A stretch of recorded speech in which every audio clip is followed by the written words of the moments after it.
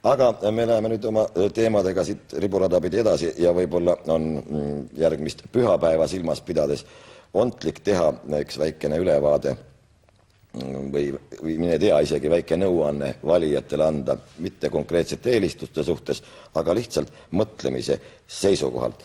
Tere tulemast, Ülo Vooglaid, stuudiosse. Mis te arvate, mis on selline asi, mis hea juhtimine või mis asi see võib olema, et kas või üks muusikakollektiiv 30 aastat koos seisab, aga meie praegust elu vaadates mingi fraktsiooni partei sellele vastu ei saa? Tere hommikust. Võib-olla on nende edu ja õnne saladus pigem selles, et nad püüavad vältida juhtimist. Püüavad saavutada olukorda, kus kõik on küllalt hästi selgeks saanud endale selle, tänu millele nad alustasid ja jätkavad ja mida nad püüavad saavutada, milliste põhimõtete järgi tegutsevad ja mille alusel ennast ja teisi hindavad. Kui need 3 asja, eesmärgid, tegutsemise põhimõtted ja hindamise kriteeriumid on paigas, no siis pole tarviski nii väga juhtida, siis igaüks toimib ise targalt. Nii et nii pika koos tegutsemise eelduseks on ikkagi usaldus, üksteise tundmine ja austamine ja nii edasi, nii et ega siin väliste vahenditega mitte midagi ei oleks võimalik olnud saavutada. Te mainisite ka, et eesmärgid peavad igal juhul selged olema ja tegelikult on asi ju niivõrd iseenesest mõistetav, et selle peale nagu tihtipeale ei mõeldagi. Mul tuleb meelde näiteks kas või mismoodi meie riigieelarvet vastu võetakse või selle üle vaieldakse. Kõik räägivad ainult sellest, kust koha pealt ja kui palju on raha tulemas. Millegipärast ei räägita niisugune nagu perenaise kombel või iga inimene igapäevas elus lähtub ikkagi sellest, mul on vaja seda, selleks on mul vaja raha nii ja nii palju. Meil on kuidagi vastupidi.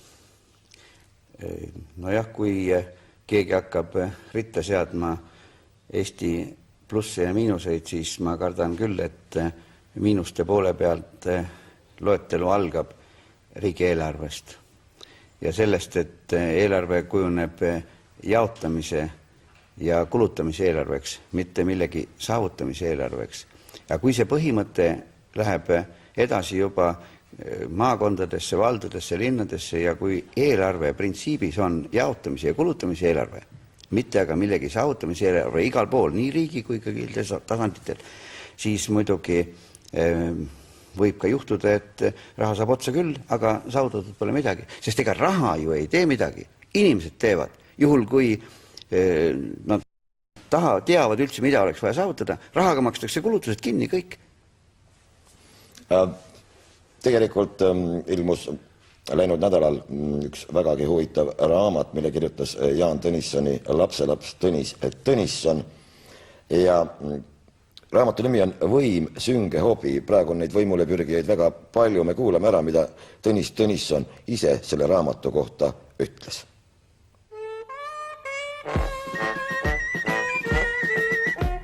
Kiri sünge hobi, see võim. No sünge on ju kahemõtteline, nagu me kõik teame. Sünge on ju moodsas slängis on, tähendab ju kihvt või kiva või midagi selle taolist ja samaaegselt on siis see teine asi, ta on siiski sünge värk. Seda näeme ju plakatitel. Prillidega inimesed vaatavad sulle peale ja teised ütlevad, et ei tohi jamada ja niimoodi, nii et seda süngusust on siin küllaltki palju. Kas tegemist on, mis te arvate, selle sünge hobi näol tegelikult mänguga? Muidugi on. Ja see raamat, mis siin praegu käepärast on, mis on eesti keelde tõrgitud, see just käsitleb seda erilist tehnilist osa. Võimul on muidugi igasuguseid aspekte, aga üks nendest on tehniline. Ja siin saab siis ära õpitud, kuidas seda asja teha ja kuidas sellega toime saada ja loodetavasti saada siis lõppsiht on, et sa saad maskeerunud jumalaks. Lõppude lõpuks, kas see jumalaks olemise tunne on siis niivõrd hea? On muidugi. Seepärast jumal on ju see, kes on iseenesest mõistetav.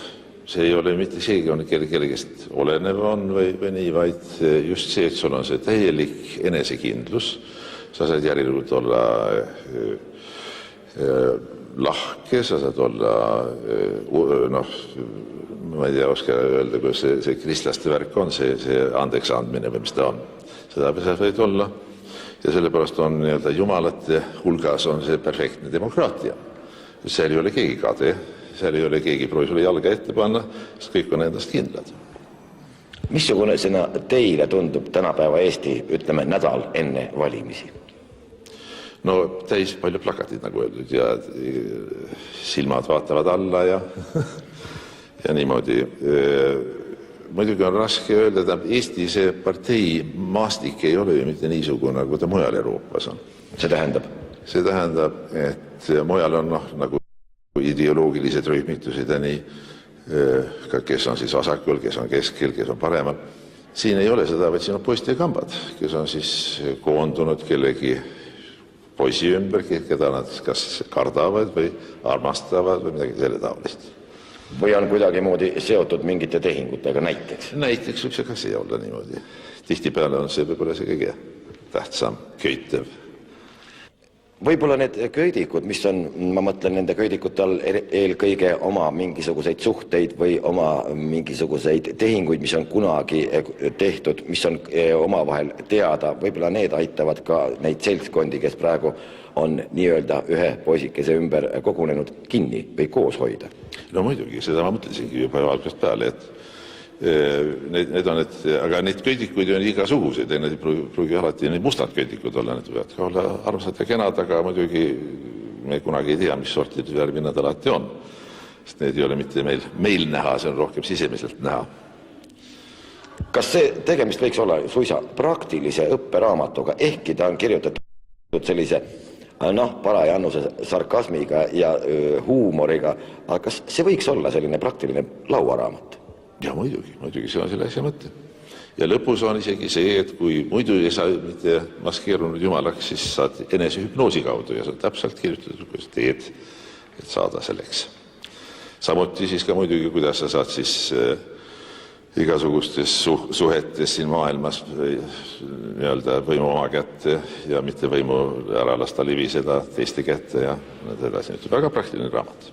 Mis te arvate, kuivõrd oluline on juba võimule saanule see, millega tegeleb kõik ülejäänud ühiskond, nii-öelda rahvas? No võt võim on ju ka niisugune asi, et seda võib-olla pole alati näha. Ütleme, need, keda me näeme kogu aeg, kes on kõrges positsioonil, ei ole võib-olla kõige võimekamad ja seda räägib see raamat ka. See, mida tahetakse, mida me tahame kõik saada, see on ju halliks eminensiks, ega ma ei taha siis seal ees olla, kus need munad ja tomatid meile kaela tulevad, vaid meil on palju parem olla kuskil taga ja terve seda asja siis tüürida. Kas ka Eestis, mis te arvate, on selline tendents olemas, et on mingisugused juhtfiguurid, kes on võib-olla ainult loosung, tegelikult tegijad, või neid tegelikke tegijaid tasuks otsida hoopiski seal ümbruskonnast? Osalt küll, kuigi ma arvan, et võib-olla ei ole mitte Eestis asi nii hull kui näiteks Venemaal, kus on see päris sulaselge, et need figuurid, kes seal väljas on, nende tähtsus on väga minimaalne. See vastu need tagaseisad on need, kes neid nihte tõmbavad. Eks seda ole siin Eestis ka, aga mitte nii palju, õnneks võiks öelda. Mis sai selle raamatu kirjutamise ajendiks? Miks tuli selline tahtmine teda üldse kirjutada? Ja see on üks hea küsimus, millele mul vastust ei ole. Ta lihtsalt valgus välja sulest, nii nagu tihtipeale raamatutega on. Aga meie igapäevane elu pidi selleks ju mingisuguse tõuki ometi andma. See on ju tõlgitud rootsi keelest. Originaal tuli rootsi keeles ja siis see on nüüd kõvasti kohandatud ja ma olen natukene juurde kirjutanud ka, aga see oli teatud juhuste asi nagu tuli, et ta just saabus siia just nüüd, just valimisteks, kus ta on sobiv, ma loodan. Nii et mitte midagi ei oska soovitada näiteks ka laiemale lugejaskonnale, kuivõrd see raamat päris tähelepanelikult läbi lugeda, mis sest, et võib-olla huumoriga kirjutatud, aga tegelikult üpriski realistlik. Väga realistlik, sellepärast, et huumoriga on ju nii, et kui ta ei ole mitte tõega tegelikkusega köidetust, siis ta ei ole naljakas. Vaat see, mis inimest siin arma paneb, on just see, et see on kahjuks täpselt nii on. Üks võrdlemisi sünge värk, mis te arvate, kas võim on hobi? Võimu võib ju keegi käsitleda hobina, aga võimuga printsiibis kaasneb kohustus teha otsusi, aga ühtlasi ka kohustus vastutada selle eest, mis välja tuleb. Hobi minu arusaamist mööda on isegi isiklik asi väga. Igal inimesel on omad hobid. No mõnel ei ole ka neid hobisid kuigi palju, aga teine lausa pühendub hobidele. Aga see on isiklik asi. Võimuga kaasneb vastutus kõige selle eest, mida sa teed, aga ühtlasi inimeste eest, keda võim puudutab, need otsused puudutavad. Riiklikud otsused, need puudutavad kogu rahvast.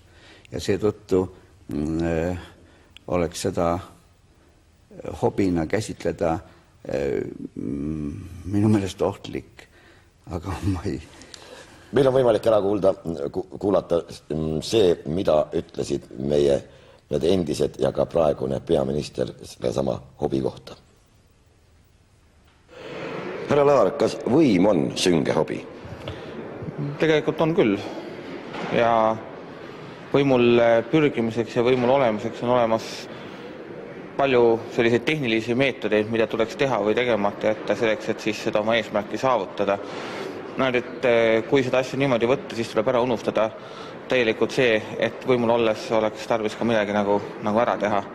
Ja ma arvan, et iga poliitik peab enda jaoks poliitikasse tulles otsustama, mis on tema jaoks tähtsam, kas võim, millele pürgimiseks on olemas tõepoolest rida väga efektseid tehnilisi vahendeid, mille hinnaks on iseenda nagu ärakaotamine ja põhimõtete äraunustamine ja nii edasi, või ollakse poliitikas selleks, et seal midagi ära teha. Ja siis hakkavad tööle tegelikult hoopis teised mehhanismid, kusjuures kindlasti kuulub poliitiku omaduste hulka ka nende mehhanismide teadmine, kuidas võib-olla poliitikat tehakse isegi siis, kui neid ise ei kasuta, vähemalt on võimalik siis midagi ära näha või üritada midagi ära hoida.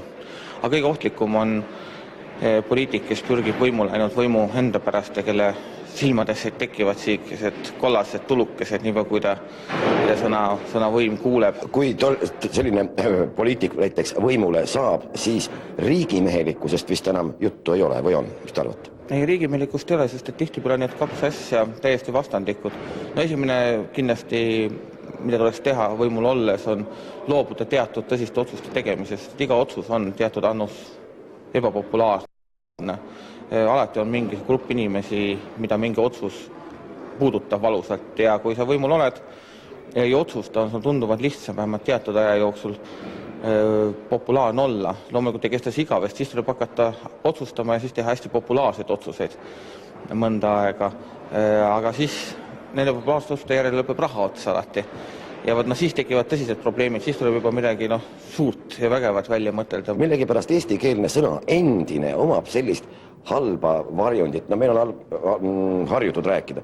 Endine see ja endine too ja ikka see on kuidagi halvasti.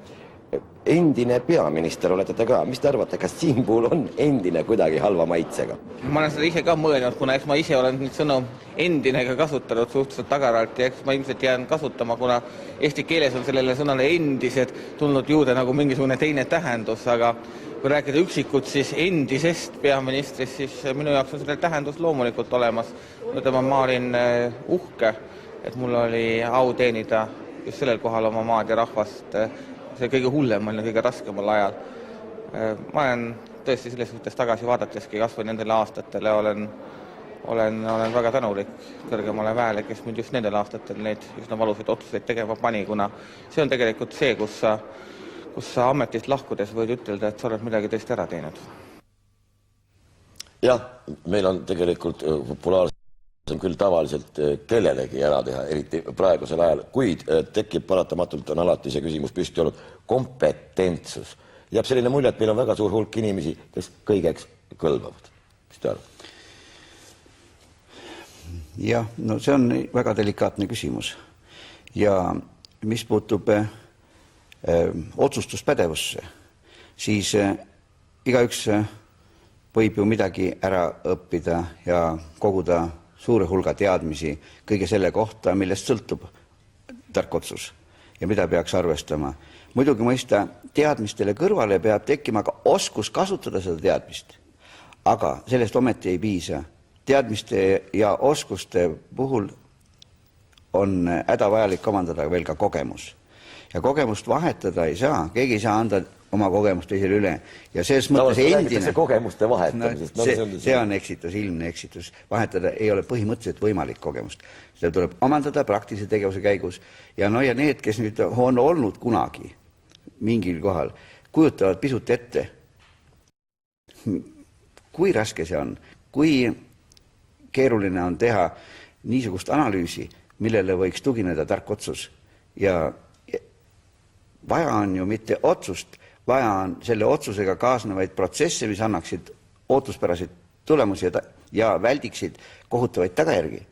Aga see järelikult peab oskama ette näha. Ja see võime tekib ainult praktika kaudu kogemusele tänu. Ja selles mõttes väga hea, et on 100 ministrit Eestis olnud. Nüüd on vähemalt 100 inimest, kes oskavad ette kujutada, mida võim endaga kaasa toob. See ei ole mingi nali, see on äärmiselt vastutusrikas. Meil on võimalus veel üks arvamus ära kuulata võimu sünge hobi kohta. Härra Savisaar, kas võim on sünge hobi? Võimuga ei tohi teha nalja. Võim on ikka eeskätt vastutus. Võim on vastutus selle eest, kuidas inimesed elavad sel ajal, kui sina võimul oled. Ja võim on muidugi ka julgus inimestele silma vaadata, nii siis, kui oled võimul, kui ka siis, kui sa oled võimult läinud. Ma mõtlen, et võim on eeskätt vastutus. Vaevalt on siin midagi hobidega pistmist. Mis te arvate, kas võim võib olla eesmärk omaette? Ma arvan niimoodi, et eesmärk omaette on ikkagi see, mida me tahame teha, mida me tahame saavutada. Võim on ainult vahend selleks, et seda kõike saavutada. Parteid kuulutavad välja igasuguseid programme, aga on selge, et kui see partei ei ole võimul, siis ei ole tal ka mingeid võimalusi neid programme ellu viia. Tavaliselt räägitakse väga palju Eestis endistest. Endine on omandanud eesti keeles kuidagi sellise, peaaegu et halvustava kõla. Mis te arvate? Teie kui endine peaminister? Eestis on juba 5 endist peaministrit. Ma arvan niimoodi, et endine see esmajoones tähendab ikkagi, et sul on kogemus. Et sa oled omandanud kogemuse, et sa oled midagi teinud. Ja kui sul tekivad uued ideed ja kui sul tekib uus energia, siis sa oled valmis seda teed jätkama. Mis te arvate, kus me praegu seisame? Ma ei mõtle nüüd seda konkreetset platvormi siin, aga Eestis oma ühiskonnaga. Ma arvan nõnda, et Eesti on praegu poolel teel, aga ta tõepoolest seisab sellel poolel teel, sest kui te vaatate praegu uusi töökohti, tekib juurde väga vaevaliselt. Ehitustegevus on vähemaks jäänud, enam ei näe kraanasid linna kohal. Me tõepoolest justkui seisame ja meil on praegu tõsine valik, kas jätkata seda teed, mida me seni oleme käinud ja öelda, et kõigest hoolimata kõik, mis on tehtud, on õige, või siis me tunnustame teatud vigu ja ütleme, et jah, see tee, mis viis kiirele paranduslikule kihistumisele, mis viis kiirele kuritegevusele kasvule, mis viis kiirele sündimuse langusele, et see tee on vigane tee ja meil tuleb teha teine valik. Jah, niisugune arvamus on meil ka nüüd ära kuulatud. Tegelikult on väga palju räägitud Eesti edusammudest, on kiidetud ka kõikvõimalikke kultuuritegelasi, teadlasi, aga tuleb välja, et tolle sama näiteks selles teadusega on meil lood ju üsna kurvad. Ma jagan seda arvamust. Ja. Kui me meenutame aega 10 aastat tagasi, siis hoisati üsna üksmeelselt, et on meil siin hästi halvasti see ja teine kolmas asi, aga üks on kindel. Igasugustest raskustest võib Eesti välja vedada tema teadus, mis on silmapaistev, mis on eriliselt hea järjel ja nii edasi. Nüüd selgub, et need prognoosid päris tõsised ei olnud. Vähemalt kõik järgmised aastad on viinud pigem sinna poole, et Eestile endal teadusest arenguks kuigi suurt tuge ei ole. Ja veelgi enam, analüütiline töö tervikuna on jäänud väga unarusse. Siin ükskõik missugune valitsus, eesotsas peaministriga, on tegelikult üsna raskes olukorras, sest peale arvamuste pole tugineda millelegi. Teadmist ei ole. Ja ütleme teadus ühelt poolt, aga teiselt poolt ka riiklik statistika.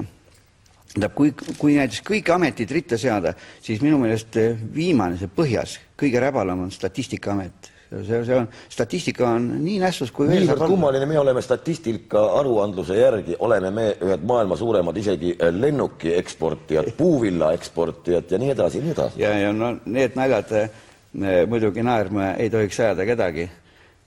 Ja paraku tõesti seda võib lugeda statistika aastaraamatus. Nii see on olnud nüüd juba rida aastaid, mitte ainult praegu. Metalli eksportöörina oli Eesti üldse maailmas nii tippriikide hulgas. Aga igaüks teab, et me raua ja vase ja alumiiniumi kaevandusi ei ole Eestis. Aga nali naljaks nüüd. Ühesõnaga statistika tervikuna. Mitte statistika selle asi, vaid põhimõtteliselt on võimalik teha tarku otsusi, juhul kui nad toetuvad teadmisele sellest, kus on põhjused, mis on hästi ja mida peaks hoidma ja mis on kehvasti ja mida peab muutma. Täpsemini. Muuta ei saa seda, mis on kehvasti. Muuta saab selle põhjusi, aga need tuleb eelnevalt avastada.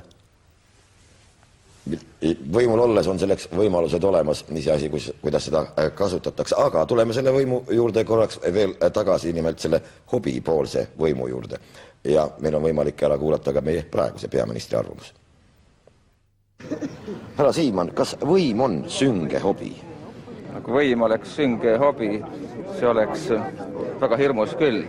Ma arvan, et võim on vahend selleks, et teoks teha ja realiseerida põhimõtteid, ideid, programme ja kavatsusi. Mis te arvate, kuivõrd palju peaks olema Eesti riigi mehi, sõna otseses mõttes, mitte niivõrd võib-olla parteisõdurid, aga just riigi mehi? No hea oleks, kui neid võimu juures oleks väga palju või enamus või kõik, aga ega riigimehelikkus ja parteilisus ei ole vastadvaist, et hea oleks, kui see riigimehelikkus ja erakondlikkus oleks kenasti ühendatud. Mis te arvate, et täna on 24. veebruar 1999. Kus me täna Eestiga asume? No Eesti on praegu lootusi andvas seisundis. Meid hinnatakse ja meie edu tunnustatakse välismaal. Nüüd on tähtis, et meie võimalusi hinnatakse ja tunnustatakse ka kodumaal. Me oleme kogunud varu selleks, et kindlustada ennast halbade päevade jaoks. Meil on lootusi, et majandusseis muutub teisel poolaastal paremaks ja lootusi andev seis on ka sellepärast, et tulevad ju valimised ja rahvas saab otsustada, keda ta võimu juurde laseb. Tähendab, rahvas peaks ikkagi olema see, kes otsustab. Rahvas on see, kes otsustab. Iseenesest päris vahva pilt oli see, või ma ei tea, võib-olla isegi muret tekitav, et sellel paraadil Vabaduse väljakul poliitikuid eriti palju kohal ei olnudki, võib-olla oli ilm niivõrd kehv küll, aga ei olnud see kehv paljude laste jaoks, kes koos vanematega olid tulnud sinna seda vaatama. Aga kui me nüüd võtame kokku kõik selle võimumängud ja sellised ebakõlad, mis on tegelikult kõige selle põhjus, jõuamegi sinna teadmiste puudumise juurde vist? Või? Jah, teadmine matemaatikast, füüsikast, keemiast, kirjandusest ja nii edasi, see on üks asi. Aga teadmine meie ühiskonnast ja kultuurist ja kõigest sellest, millest sõltub nii areng kui ka funktsioneerimine selles samas kvaliteedis, millest ta praegu on, millest sõltub see, et ta saaks täiustuda ja mis pidurdab seda, see teadmine, see on see lünk, mis praegu tõkestab ja takistab.